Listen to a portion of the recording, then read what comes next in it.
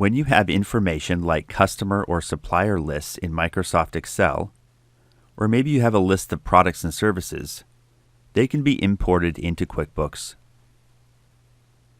QuickBooks Online lets you import using a specific tool. To access that, click the gear icon and then choose Import Data. Now, choose the list that you want to import. In this example, let's click Customers. There are 3 steps to importing a list.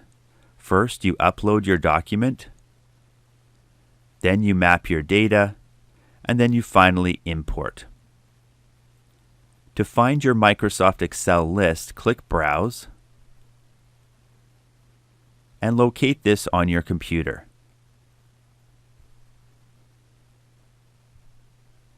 After finding it, click Open and then click Next. Now, QuickBooks takes the fields from your spreadsheet and maps them to the QuickBooks Online field. You'll notice that each field that has been mapped correctly has a green check mark. You can edit any of these items by clicking the drop-down menu and selecting the field from your spreadsheet. After doing that, click Next, and QuickBooks previews the information that will be imported. You can review the information field by field to make sure it's correct. Now we see that all the fields are correct, including all of the name information, phone, and address info. Finally, we click Import, and QuickBooks automatically imports those customers and confirms it through this message.